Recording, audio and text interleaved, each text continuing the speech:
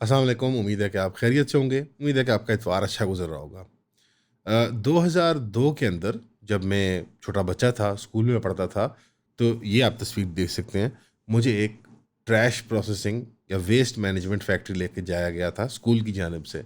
अक्सर इस तरह के स्कूल ट्रिप्स होते हैं बच्चों के, जहाँ एजुकेशनल फैसिलिटीज़ में उनको ले जाया जाता है कि फैक्ट्री कैसे ऑपरेट करती है, दुकान कैसे चलती है, वगैरह वगैरह। और उनके लिए बहुत बड़ा आई ओपनिंग मौका होता है। यहीं से एक नौजवान इंजीनियर का, इनोवेटर का जहन खुल जाता है कि मैं बड़े होकर मैंने ये काम करना है। इसी तरह एक स्कूल मास्टर है, मशहूर है, आप शायद जानते हो, डोनाल्ड जे ट्रंप। उन्होंने इस तरह 10, 11, 12 कंपनियों के जो छोटे बच्चे हैं, नौमौलूद बच्चे ही आप समझें, चाइना के सामने छोटी कंपनियां, इतनी मतलब बड़ी नहीं है कंपनियां, बस एप्पल कंप्यूटर्स हो गई, बोइंग इंटरनेशनल हो गई, सिटी ग्रुप बैंकिंग हो गई, मेटा इटसेल्फ हो गया जिसमें फेसबुक, इंस्टाग्राम और व्हाट्सएप आता है, एनवीडिया जो हमारी ग्राफिक्स चिप्स बनाती हैं और पूरी दुनिया में लीडर है चिप डिज़ाइन के अंदर। बस ये छोटी मोटी कंपनियों के छोटे नन्हे मुन्ने तालिब जो हैं, तालिब इल्मी की उम्र के बच्चे बच्चियां, इनको वो एक चाइना फील्ड ट्रिप पे लेकर गए अपने साथ। एक लंबी फहरिस्त है, इसमें टिम कुक साहब हैं, ब्लैक रॉक फाइनेंशियल ग्रुप के लैरी फिंक साहब हैं, ब्लैक स्टोन के स्टीफन श्वार्ट्समैन साहब हैं, बोइंग के केली ऑटबर्ग साहिबा, Cargill Brian Sykes, Citibank के चेन फ्रेजर साहिबा, सिस्को सिस्को कम्युनिकेशंस के चक रॉबिन्स, कोहिरेंट के Jim Anderson, GE general electric aerospace जो उनकी सारी ये एरोस्पेस टेक्नोलॉजी को देखती है, एच लॉरेंस कल्प, गोल्डमैन सैक्स जो बैंकिंग एम्पायर है उसके डेविड सोलोमन, इल्यूमिनिया के जेकब थेसन, मास्टर कार्ड जिसके आप ये वो इस्तेमाल करते हैं, क्रेडिट कार्ड, उसके माइकल मीबैक, मेटा के डाइना पावल मैककॉर्मिक, ये मेटा इसमें फेसबुक, इंस्टाग्राम और ये वो सारा आता है, माइक्रॉन के संजय मेहरोत्रा साहब, एनवीडिया के जेंसन हुआंग, वो तो सबके देखे देखे जाने पहचाने फेवरेट सीईओ हैं, और टेस्ला के सबसे लाडले हम सब के फेवरेट इलॉन मस्क, जो डोनाल्ड ट्रंप की एडमिन का एक यतीम बच्चा है, ज़रा कमज़ोर बच्चा से पीछे रह जाता है। स्टार्ट में बड़ा आगे निकल गया था, फिर ज़रा मामला ख़राब हुआ वो। और इस तरह वीज़ा के जो वो भी क्रेडिट कार्ड कंपनी के रायन मैकीर्नी साहब जो हैं, ये पूरी फहरिस्त है उन नन्हे मुन्ने काकों की जिनको चाइना लेके गए हैं डोनाल्ड ट्रंप साहब कान से पकड़ के कि जाओ देखो फैक्ट्री, टाउन, शहर, laser guided robotics, AI technologies, पूरे पूरे शहर के मैट्रिक्स और ग्रिड कैसे तैयार होते हैं कि वहाँ पे एक या उससे को 2-3 मुंसलिक डिफरेंट आइटम्स को तैयार किया जाता है और पूरी आबादी को उसमें एंगेज कैसे किया जाता है, पूरी इकोनॉमिक एक माइक्रो इकोनॉमी क्रिएट की जाती है एक शहर की एक टेक्नोलॉजी के इर्द। इसकी एक लंबी फहरिस्त है कि क्यों, कब, कैसे अमेरिका जो है वो चाइना से पीछे रह गया टेक्नोलॉजिकल और इकोनॉमिक एडवांसमेंट्स में, स्पेसिफिकली एआई की, चिप मेकिंग की, मैन्युफैक्चरिंग की फील्ड के अंदर ख़ास तौर पे। और ये जो आप फील्ड्स हैं देखें, इनमें 5-6 बड़ी कंपनियां स्टैंड आउट करती हैं। एक एप्पल, ऑब्वियसली बिकॉज आईटी की फील्ड में, आईसीटी जो इंफॉर्मेशन कम्युनिकेशन टेक्नोलॉजी, उसकी फील्ड को लीड करने वाली एक अमेरिकन इनोवेटर थी जिसने आईफोन बनाया। और अब मेरे ख्याल में दर्जन के हिसाब से चाइनीज़ और कोरियन कंपनीज जो हैं और जापानीज़ कंपनीज जो हैं वो आईफोन के कंपेटिटर्स क्या उससे ज़्यादा वेल इम्प्रूव टेक्नोलॉजीज डेवलप करती हैं और जो प्राइसिंग में भी उससे बेहतर होती हैं, और एक बहुत ज़्यादा बड़ी मार्केट को कैटर करती हैं, Asia, south Asia, east Asia और स्पेसिफिकली अफ्रीका भी, जहाँ सबसे बड़ी बल्क है आबादियों की, उन पॉपुलेशन को वो डील करती है। तो आईफोन वो एक इनोवेटर नहीं रहा, वो अमेरिकन प्रोटेक्शनिज्म के तहत, यानी एक ज़माना आप सोच लीजिए अमेरिका प्रोटेक्शनिज्म करेगा, यानी अमेरिकन होने के तहत अमेरिका में उसकी खातिर ख्वाह खिदमत हो रही है, वरना वो एक कंपेटिटिव प्रोडक्ट नहीं रह गया। कभी चाइना में वो मैन्युफैक्चर होता था, आज वो इंडिया में मैन्युफैक्चर करने की कोई कच्ची बच्ची अद्धी तीतर बलेती कोशिश कर रहे हैं, लेकिन हो नहीं पा रहा उनसे। इसी तरह बोइंग है, एयर ट्रैवल के क्या ही कहने हैं, पीआईए की दास्तान अब सबके सामने है। सरकारी हो, गैर सरकारी हो, प्राइवेट हो, और बोइंग सिर्फ सिविल एयर ट्रैवल में तो नहीं है, बहुत बड़ी वेपन्स मैन्युफैक्चरर भी है, बल्कि प्राइमरली वेपन्स मैन्युफैक्चरर है। तो जो वो प्रोडक्टिव कैपेबिलिटीज़ हैं अमेरिकन इंडस्ट्रियल बेस की, पिट्सबर्ग जैसे शहर हो गए, डिट्रॉयट जैसे शहर हो गए, वो ख़त्म हो गई। वो पूरी पूरी शहर, वो पूरी पूरी आबादियाँ, जो अमेरिकन मॉडल था जहाँ पे प्रॉस्पेरिटी, खुशहाली एक सिंपल फैक्ट्री जॉब से मिल जाती थी, सूद की शरह इतनी कम थी कि वो फैक्ट्री वर्कर घर भी बना लेता था, बच्चे को यूनिवर्सिटी कॉलेज भी भेज लेता था, एक बीवी, 2 बच्चे, एक कुत्ता, आधा 1.5 बच्चे, वो सब हो जाता था उनकी ज़िंदगी के अंदर। ये 1960s 70s 80s तक अमेरिकन ड्रीम जिंदा थी। बट 80s की लिबरलाइजेशन के बाद जब इकोनॉमी को उन्होंने फाइनेंशलाइजेशन की तरफ लेके जाना चाहा, जब वो स्विंगिंग माहौल बना कोकेन का और वॉल स्ट्रीट का, और वो सारी फिल्में आप देखते ही हैं एक्शन की, हर किस्म की मनी लॉन्ड्रिंग और स्मगलिंग की अमेरिका ने, अपनी इंडस्ट्रियल बेस खो बैठा अमेरिका। वॉल स्ट्रीट फला फूला और अमेरिका के सनतकार, तरखान, हाथों से मेहनत करने वाले मजदूर, दे ऑल लॉस्ट। और अल्टीमेटली उनकी पेंशन फंड्स और तमाम की तमाम उनकी रिटायरमेंट स्कीम्स 2008 के अंदर ओबामा के जो बनाया तो बिल क्लिंटन ने बबल था जो 40 साल से तैयार हो रहा था, बट वो हाउसिंग बबल में जाके फट गई और उसके बाद कभी रिकवर नहीं की। और फिर दूसरा बड़ा इनको डज वजह एक जो कोविड का था, बहुत बड़ा आके जैसे हिट किया इनको एक डज, वो भी हम आगे डिस्कस करेंगे।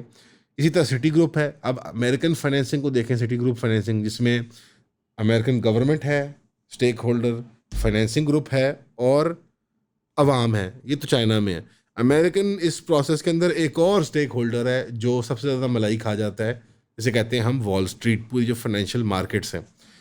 चाइना में ये प्रॉब्लम नहीं है कि हर किस्म की फाइनेंसिंग जो है, हाउसिंग की हो, कमर्शियल लोन्स की हो, गाड़ियों की हो, वो बराह रास्त कंज्यूमर और सरकार के दरमियान एक फ़ैसला है, और सामने कॉन्डुएट जो है वो एक प्राइवेट कंपनी होती है। लेकिन जब हम अमेरिका की बात करते हैं तो इट इज़ कैपिटल मार्केट्स, वो फाइनेंशियल ग्रुप्स, और फिर पूरा वॉल स्ट्रीट, और फिर एक अमेरिकन स्टेक होल्डर है जो ज़ाती इंडिविजुअल है और उसके राइट को सिक्योर करने वाला अमेरिकन गवर्नमेंट है। इस पूरे प्रोसेस में जो शरह सूद है वो बहुत बढ़ जाती है, बिकॉज शरह सूद जो है वो मक्खन मलाई है जो फाइनेंसिंग के ऊपर, तमाम मनी मार्केट्स के ऊपर अमेरिकन वॉल स्ट्रीट का निज़ाम खाता है। सिटी बैंक को भी वहाँ जाके कान से पकड़ के ले जाए, कहना कि तुम हर जगह क्यों बंद हो रहे हो, हर जगह तुम्हारी दुकानें क्यों बंद हो रही हैं। और ये चाइनीज़ फाइनेंसिंग मॉडल सामने आ रहे हैं, माइक्रो फाइनेंस में वो लीड कर रहे हैं, माइक्रो ट्रांजैक्शन में वो लीड कर रहे हैं, होम लोन्स में वो लीड कर रहे हैं। इवन कि उनका real estate crisis similar to 2008 आया और गया। आपको पता लगा किसी की कुछ बाल सर में जू रेंगी, ठीक है वो अमेरिकन डॉलर से हम सब टाइड अप हैं, लेकिन युआन भी तो कोई हल्की करेंसी नहीं है।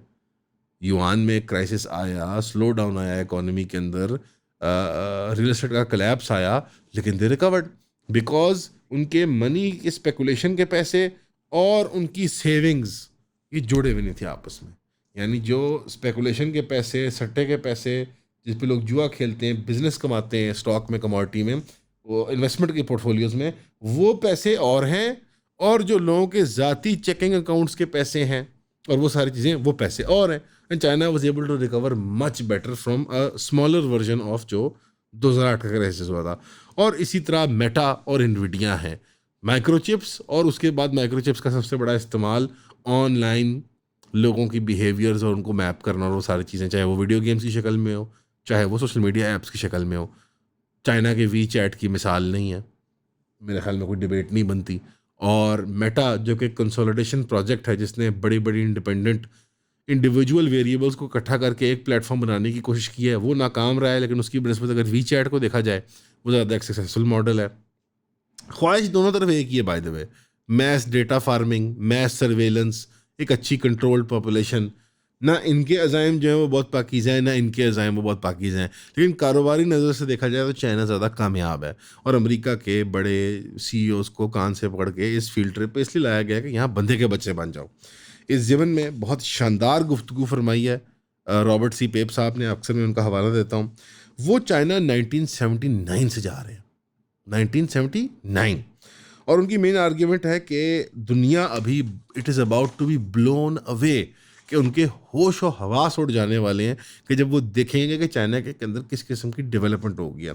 ये रूमर्स की कहानियाँ आप ड्राइंग रूमों में सुनते ही हैं, लोग तस्वीरें लाते हैं चाइना से वापस, गूगल पे इतनी आसानी से मिलती नहीं है, ये जाके चाइना को देखना ही पड़ता है। और ये वो बात है प्रोफेसर जॉन मीरशाइमर की भी, कि हम थियोरेटिकल मॉडल्स के ऊपर दुनिया को तस्वर कर रहे होते हैं कि चाइना अब ऐसे पहुंच चुका होगा, हकीकत से वो बहुत दूर होता है। इसकी वजह से हम रैशनल चॉइसेस नहीं मेक कर पाते। अमेरिकन कंपनीज़ की और अमेरिकन पॉलिसी मेकर्स की पॉलिसियाँ देखें पिछले 20-25 साल की, तो लगता है कि वो चाइना को सीरियस ले ही नहीं पा रहे, वो समझ ही नहीं पा रहे कि चाइना का थ्रेट क्या है। क्यों? क्योंकि वो हाइपोथेटिकल थियोरेटिकल मॉडल्स पे ऑपरेट कर रहे होते हैं, जो उनको बीच में हवारी मशवरे दे रहे होते हैं, जो साइंसदान, जो माहिरीन, जो एकेडमिक्स, जो लिखारी, तो वो एक थियोरेटिकल फ्रेमवर्क में सोचते हैं कि हाँ चाइना ऐसे होगा, उसके और चाइना ऐसे कैसे असल में है बहुत फ़र्क होता है। और वो डिफरेंस जो है, वो मार्जिन ऑफ एरर जो है, वो इंफॉर्मेशनल एसिमेट्री जो है, वो एक्सप्लॉइट होती है, इसकी वजह से इरेशनल डिसीजन मेकिंग की जाती है। और वो आपको नज़र आ रही है अमेरिका के अंदर कि इरेशनली वो ईरान की जंग में कूद पड़ा। उसको लगता था मैं इसको एक रात में 2 रातों में धज्जियाँ उड़ा दूँगा, क्योंकि हवारी मशावर कह रहे थे कि चोरी गल ही कोई नहीं है। 40 साल से कहानी सुना रहे थे। जॉर्ज ऑरवेल के नॉवल 1984 और क्रिश्चियन बेल की साइ-फाई एक्शन मूवी इक्विलिब्रियम के दरमियान क्या कॉमन है? इमीडिएटली देखते हैं तो लगता है कुछ भी नहीं।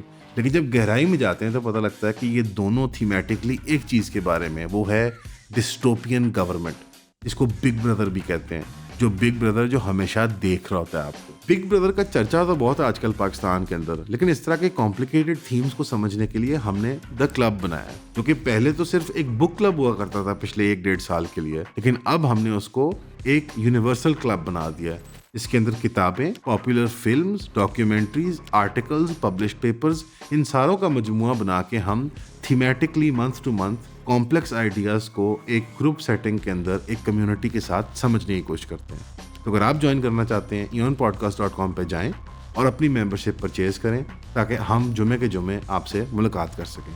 सी यू देयर इंशाल्लाह।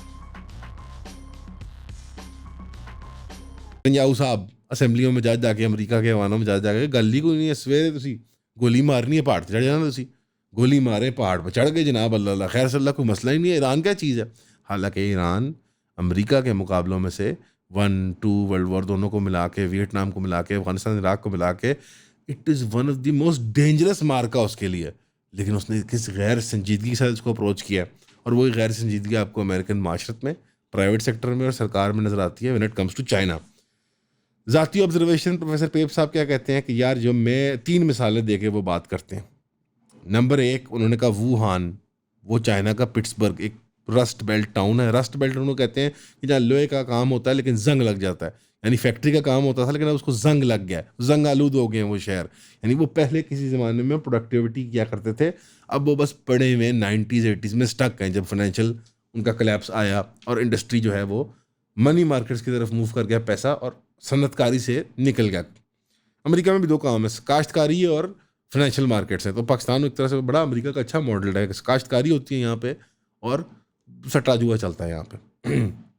उन्होंने चाइना के वुहान की पिट्सबर्ग की मिसाल देखा कि पिट्सबर्ग 90s में ऐसे था और वुहान को भी मैंने ऐसे पाया 90s के अंदर। आज ये वुहान की आप तस्वीर देखें जो वो खींच के लाए हैं प्रोफेसर रॉबर्ट सी पेप साहब, और आपको इंटरनेट पे मुख्तलिफ मिल जाएंगी। ये छोटा सा फिशिंग टाउन होता था, यानी यहाँ पे कुछ छोटी बहुत सनत वगैरह होती थी और लोग फिशरी का काम करके अपनी दाल चलाया करते थे, अपना पेट भरा करते थे। आज वो ऑप्टिक्स वैली के नाम से जाना जाता है और सिलिकॉन वैली का कंपेटिटर है, और वहाँ 10 मिलियन लोग यानी करोड़ लोग रहते हैं इसी इंडस्ट्री के इर्द गिर्द। यानी ऑब्वियसली वो लोग भी हैं जो उनको खाना खिलाते हैं, उन लोगों को उनकी रोटियाँ पकाते हैं, उनकी सफाइयाँ करते हैं, उनकी गाड़ियाँ चलाते हैं, वे घर बनाते हैं, बट मेजॉरिटी बल्क इंडस्ट्री की एम्प्लॉयमेंट जो है वो इसके अंदर। 1 करोड़ लोगों का शहर फ्रॉम अ फिशिंग विलेज। आपने कभी फिशिंग विलेज देखा है कोई? चाइना का वो पुराना मिडीवल पेजेंट विलेजेस, गरीब लोग पेट कमर से लग के चित हुए हैं, वो ये उसने बना लिया है 20-25 साल के अंदर। दूसरी की एक स्टडी यहाँ पे जो है हैंगजू की है। हैंगजू भी एक छोटा फिशिंग विलेज था 1979 में। इस वक्त वो मॉडर्न सिटी है और अब फिशिंग वहाँ पे बाकी है, लेकिन लीजर के लिए, मज़े के लिए की जा रही है। आप तस्वीरें देखिए, आप यार ये शहर देखो। नंबर 3 शेंजन, ये तो बड़ा मशहूर है, हमारे अक्सर तिजारत करने वाले, मतलब यहाँ से लोग ताजिर वगैरह जाते हैं। ये हांगकांग से कुछ दूरी पे एक और फिशिंग विलेज था। ये सारे फिशिंग से मुराद यहाँ पे सस्टेनेंस विलेज थे, जो जो मजदूरी करते थे वही खाते थे, यानी ज़िंदा रहने के लिए उनकी मतलब ख्वाहिश बहुत बड़ी होती थी।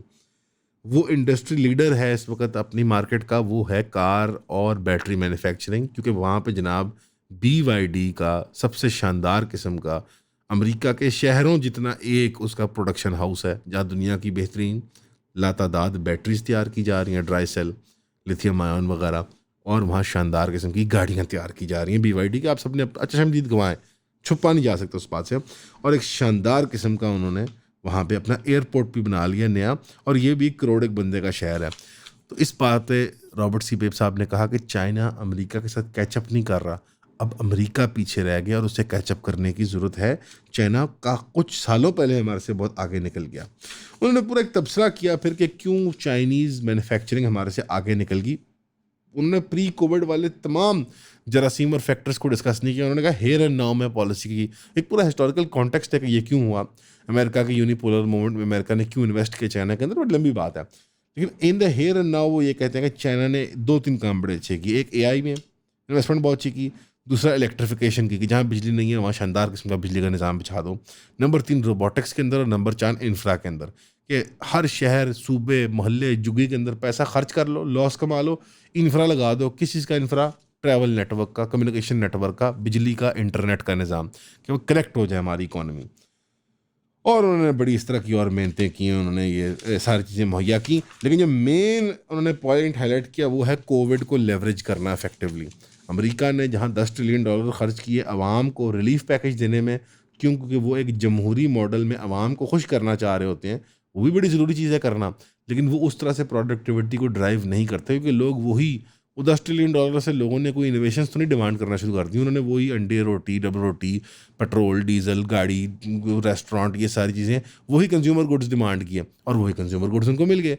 चाइना ने सिर्फ रिलीफ पे काम नहीं किया, चाइना ने इन्वेस्ट किया न्यूअर टेक्नोलॉजीज में, जो फ्यूचर, एक स्लो डाउन आया ना इंडस्ट्री में, चाइना ने प्रोडक्टिवली कहा कि फ्यूचर टेक्नोलॉजीज क्या हैं। अच्छा, एआई है, अच्छा रोबोटिक्स है, अच्छा लेज़र गाइडेड प्रोडक्शन सिस्टम्स हैं, जो लेज़र से चलते हैं वो, अच्छा इनमें इन्वेस्ट कर दो। यानी चाइना ने प्रीएम्प्ट किया कि जब मार्केट खुलेगी 2 3 4 साल लगा के, उस वक्त क्या चीज़ चाहिए होगी, और उसमें पैसे लगा दिए, और इस तरह के और कई डिसीजंस लिए। तो अब ये सारे का सारा मामला जो है वो आपको नज़र आता है। रॉबर्ट सी पेप साहब ने मजाक करते करते अपनी बात को ख़त्म किया। उन्होंने कहा अगर इस जैसे एस्केलेशन ट्रैप में अमेरिका फंस चुका हुआ है, कि अगर अमेरिका पीछे हटे तो उसे ये कहना पड़ेगा कि हाँ ठीक है, डोनाल्ड ट्रंप साहब मानते हैं कि ईरान न्यूक्लियर पावर है, तुम बम शम बना लो और याशी करो। तो ना सिर्फ उसको ये तस्लीम करना पड़ेगा, जो मैं बार बार कह रहा हूँ कि कैसे मान सकते हैं ट्रंप, उसको इस खौफ और अंदेशे में भी रहना पड़ेगा कि एक सूत्र भी, जो अभी एआई डोनाल्ड ट्रंप साहब और उनके साथी, उनके हमरा देख के आए हैं फील्ड ट्रिप पे, जो मशीनी, जो टेक्नोलॉजिकल, जो रोबोटिक्स, जो लेज़र गाइडेड सिस्टम्स उन्होंने प्रोवाइड किए हैं फैक्ट्री प्रोडक्शन वर्क में, उसका एक सूत्र भी चीन और रूस को मिल जाए और ईरान को मिल जाए as the new power poles, तो ये मान लेगा अमेरिका को, ये हजम हो जाएगी बात, कि प्रोडक्शन जो है चाइना की मदद से ईरान और रशिया के अंदर जो है वो कहाँ चढ़ जाती है, और आम प्रोडक्शन जो मसनूआत चाइना नहीं बनाना चाहता या नहीं बना सकता, वो उनके ऊपर बोझ डाल देगा। इकॉनमी में शेयरिंग हो जाती है ना, क्योंकि ईरान एक फिर फोर्थ सेंट्रल पावर होगा, एक न्यूक्लियर पावर है और वो उसको कंट्रोल करता है, अमेरिका को शिकस्त दिया है, ज़ाहिरी बात है वो मतलब कोई छोटू मोटू बन के तो नहीं निकलेगा इससे। ना सिर्फ ये, दूसरी उन्होंने बड़ी अच्छी बात की कि दूसरा दोनों लतीफ़े, कि अगर अभी चाइना मदद करना चाहता है ना, डोनाल्ड ट्रंप ने कहा ना कि चाइना मेरी मदद करेगा हमें निकालने में इस हॉर्मुज के मसले से, झूठ मूठ की, उसने कहा मदद मेरी करना चाहता था ना, तो डोनाल्ड ट्रंप की मदद का तरीका है कि चाइना ताइवान पे हमला कर दे, क्योंकि यही चीज़ ट्रंप को बचा सकती है। क्यों? क्योंकि यूरोप और एशिया के चाइनीज़ पार्टनर्स जो है वो मुनज़्ज़म हो जाएंगे कि चाइना एक अग्रेसिव लीडर है। अभी वो उसको पसंद कर रहे हैं बिकॉज वो पैसा खर्च करता है, कारोबार करता है और नुकसान नहीं पहुंचाता उनको, उनकी सियासी साख बाकी रखता है, उनकी इज्जत बाकी रखता है। अमेरिका तो बदमाश है, जो अब यूज़ भी करता है, अब्यूज़ भी करता है, पैसा भी कम देता है, थप्पड़ भी लगाता है, और वो सारी बातें ना, और वो उठा के टिश्यू पेपर की तरह साइड पे फेंक भी आता है सड़क के किनारे। तो चाइना की जो अट्रैक्शन पावर है वो ये है कि वो ताइवान को हाथ ना लगाए, क्योंकि चाइना का मॉडल क्या है? Economic growth, military growth, critical mess achieve कर लो, जो काम 10 साल में करना है वो 50 में कर लो, लेकिन करो अमन से, अमान से, क्योंकि ताइवान पे हमले करने का मतलब है कि अमेरिका को पोटेंशियली अट्रैक्ट करना है इसके अंदर। चाइना ने अपना सर फेंक के मेहनत की, और अब वो बैठ के आराम से, रॉबर्ट सी पेप साहब के अल्फाज हैं, इज़ ईटिंग अमेरिकाज लंच। और इसकी बड़ी शानदार मिसाल है, ये मैं आपके सामने रखना चाहूँगा। ये आर्टिकल है, ज़रूर देखिएगा।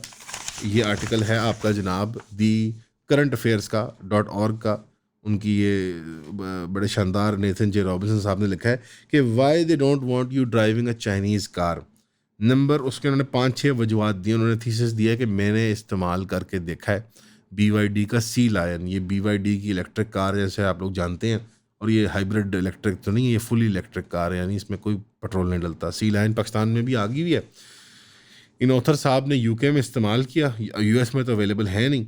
और जो वॉल स्ट्रीट जर्नल की जानब से रिव्यूअर थे जो एना स्टर्न साहिबा, उन्होंने शाओमी की SU7 मैक्स, ये यहाँ पे नहीं है बट ये एक SUV उनकी बड़ी शानदार किस्म की, वो इस्तेमाल की।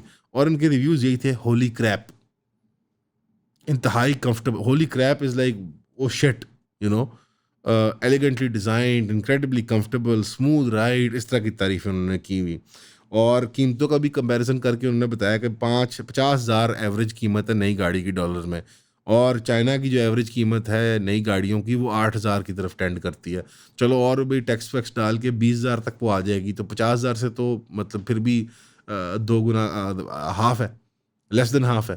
तो चाइना, अमेरिका compete नहीं कर सकता एक इम्पोर्टेड चाइनीज़ गाड़ी के से। अमेरिकन कंपटीटर फोर्ड हो, जनरल मोटर हो, वो खड़ी ही नहीं हो सकती। बल्कि खुद उन्होंने आर्टिकल में बड़ी फ़नी एग्जांपल ली कि फोर्ड का सीईओ जो है वो खुद शाओमी की गाड़ी चलाता है। ये तो मतलब ऐसी अलामत है कि हम इस पे लानत ही कर सकते हैं। नेशनल सिक्योरिटी वाली आर्गुमेंट दी जाती है कि चाइना डेटा चोरी कर लेगा हमारा, चाहे हमारा ग्रिड महफूज नहीं रहेगा, चाइनीज़ गाड़ियाँ चल रही होंगी। मैक्सिको में हर पाँचवीं गाड़ी जो है वो चाइनीज़ है, आपके बॉर्डर पे आके खड़ी हुई हुई, वहाँ तो कोई नुकसान नहीं हुआ।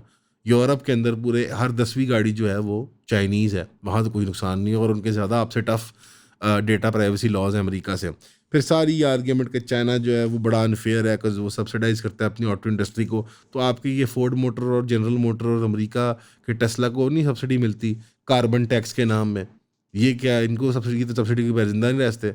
ये तो इम्पोर्ट की प्रोटेक्शन के बगैर ज़िंदा नहीं रह सकते। कोई यहाँ पे चाइनीज़ गाड़ियाँ आ जाएँ तो इनकी तो धज्जियाँ उड़ जाएंगी, फोर्ड और जनरल मोटर और टेस्ला की। बेकार गाड़ियाँ ना यार, कंपटीशन के बगैर एक जजीरे के ऊपर ही बनाते हैं, उस जजीरे के ऊपर एक दूसरे को बेचते हैं। अमेरिका की भी वो कमाल है, BYD की एक गाड़ी और टेस्ला सामने नहीं खड़ी कर सकते। बेकार गाड़ियाँ हैं टेस्ला, कचरा लगती है उनके सामने। मेरी आज जानना रहा है, मुझे तो सारी इलेक्ट्रिक गाड़ियाँ कचरा लगती हैं। आप लोग को पता है मेरी राय का, और मुझे लगता है बहुत बड़ा फ्रॉड हो रहा है हमारे साथ। लेकिन अगर प्योर इंडस्ट्रियल सेंस में बात करनी है तो चाइना टेक्नोलॉजीज़ में मार्केट में अमेरिका को लीड कर रहा है, उसकी उसकी पिटाई कर रहा है, पीछे मुड़ के भी नहीं देख रहा। और आखिरकार उन्होंने दो और आर्ग्यूमेंट्स दिए हैं कि एक और आर्ग्यूमेंट दिया है कि चाइनीज़ लेबर बड़ी एक्सप्लॉइट होती है। 90 की दहाई में मान लेता मैं, 2010 तक मान लेता मैं, अब मैंने आंखों से देख लिया है। चाइना के शहर देखो, चाइना के वो देखो, अपने शहर देखो अमेरिका के अंदर, मगरबी दुनिया के अंदर क्वालिटी ऑफ लाइफ देखो। अगर ये एक्सप्लॉयटेशन है तो फिर मुझे नहीं पता कि आज़ादी क्या है और हुर्रियत क्या है। हाँ, चाइना के अंदर बहुत सी खामियाँ हैं आज़ादी राय के अतबार से, और वो सारी बलाएँ हैं, लेकिन अमेरिका के अंदर भी तो शराब ही है, इल्यूजन ही है। और जिस रफ्तार से मगरबी दुनिया के अंदर वो ख़त्म हो रहा है, 10 नहीं तो 20, 20 नहीं तो 25 साल के अंदर आप भी चाइना बन चुके होंगे। और बल्कि शायद ये फील्ड ट्रिप इसी मकसद से था कि वेख लियो ਇਹੋ ਜਿਹੇ मुल्क असी भी बनाना है, तो बाकी अवाम ਨੂੰ भी असी उन्होंने भी उन्होंने भी असी चूड़ी कस देनी है। बेसिकली पूरी दुनिया के अंदर जो ग्लोबल मॉडल है वो शिफ्ट कर रहा है डेमोक्रेसीज़ की तरफ से। और मैं फ़खरिया नहीं, मैं बहुत डिप्रेशन के साथ ये बात करता हूँ, क्योंकि ये नाकाबिले बर्दाश्त ज़िंदगी होगी, मशीनी ज़िंदगी होगी। तरक्याती काम बहुत होंगे, यकीनन हमारे यहाँ यूट्यूबर व्लॉगर्स को बहुत पसंद आएंगे, मैं भी बहुत अप्रिशिएट करता हूँ, अच्छी अच्छी चीज़ें भी हुई हैं। लेकिन जो वो जो इंसानी आंसर है ना ऑफ ह्यूमन लाइफ, वो ज़रा लगता है कि उसको खैर बात कहने का वक्त आ ही गया है। बहरहाल US और चाइना के मुकाबले चलते रहेंगे। जंग ये क्वार्टर सेंचुरी तक करने लायक नहीं है, उससे पहले कर देंगे तो प्री मैच्योर होगी। यानी अमेरिका अगर चाइना के खिलाफ बदमाशी शुरू कर देता है, अभी अमेरिका को अपनी इंडस्ट्रियल बेस पे काम करने की ज़रूरत है। बहुत से माहिरीन कह रहे हैं कि अमेरिका जंग करेगा और शिकस्त खाएगा, और कुछ कहते हैं कि शिकस्त खा के कभी रिकवर नहीं करेगा। मेरी राय ये नहीं है, मेरा अंदेशा ये रहता है कि शिकस्त खाएगा मसनूई सी, ज़ाहिरी सी, और पीछे रिकवर करने दोबारा अमेरिका के अंदर एक नया नशत सानिया करने की कोशिश करेगा। कामयाब होता है कि नहीं होता वो अल्लाह बेहतर जानता है, बट अटैम्प्ट उनकी यही है। और उस लॉजिक और उस थिंकिंग में देखा जाए तो ये ईरान की जंग एक स्टूपिड मनूवर थी। तो ये एक स्टूपिड मनूवर हो गया इनसे, और एक तरह से एक बहुत मेस्ड अप बात है, बट लॉन्ग टर्म अच्छा हो गया है कि ये अभी हो गया है, रादर देन ये 10 ईयर्स डाउन द लाइन होता है या 5 ईयर्स डाउन द लाइन होता है। जैसे भी अल्लाह की कुदरत, अल्लाह की मर्जी है, क्योंकि अब इसराइल की उल्टी गिनती शुरू हो चुकी है। अब कहेंगे चाइना की तिजारत और इंडस्ट्री और AI और ईरान की जंग और ये सारी इतनी मुश्किल है, डॉट्स कनेक्ट करने पड़ते हैं, थोड़ा सा एफर्ट करना पड़ता है, परेशान नहीं होना। मुझे पता है आपको आदत है, हमारे यहाँ जो व्लॉग होते हैं कि वो बिल्कुल A to B to B to C बताते होते हैं बच्चों की तरह। थोड़ा सा आपको मैं आपकी उंगली भी पकड़ूंगा आप पकड़ाने वाले बने, आस्ते आस्ते समझेंगे, इकट्ठे हम भाई बहन इसमें इकट्ठे हैं एक बोट में। लेकिन ये जंगें, ये तजारती मसाइल, ये टेक्नोलॉजिकल एडवांसेस एक दूसरे से बिल्कुल भी अलग नहीं है, इंटरलिंक्ड चीज़ें हैं ये। और ये डर करके एक डोमिनो की तरह आपस में इनका इफेक्ट होगा एक दिन, जब क्रिटिकल मैच इनका अचीव होएगा। बहरहाल सुनने का शुक्रिया। मुझे बड़ी गालियाँ पड़ती हैं कि मैं सिर्फ इंटरनेशनल खबरों पर रिपोर्ट कर रहा हूँ आजकल, दफ्तर में भी, और आप लोग भी व्यूज़ नहीं देते। लेकिन जो अब तक यहाँ पहुँच गए हैं, उम्मीद करता हूँ कि आप शेयर करेंगे, लाइक करेंगे, सब्सक्राइब करेंगे, कमेंट करेंगे। बिकॉज़ वो ये फिर मतलब मुश्किल होता है एनालिसिस सारा करना, सारी चीज़ें इकट्ठे करके आप तक पेश करना। थोड़ी सी दबा कर लाइक एंड शेयर ठोक दीजिए, बड़ा आपके लिए करता हूँ तो ज़रा वो उसको शेयर वगैरह करेंगे तो फ़ायदा होता है। स्टार्ट में मुझे भी शर्म सी आती है कहते हुए, लेकिन अब चले आ ही गए यहाँ तक, तो इसको आप जहाँ तक जो आ गया वो फिर बहुत ही प्यार करता है और बड़े शौक से देखता है। इसको शेयर वगैरह किया करें ताकि वो लोग आसानी से देख सकें। हमेशा की तरह सुनने का शुक्रिया। अस्सलाम वालेकुम।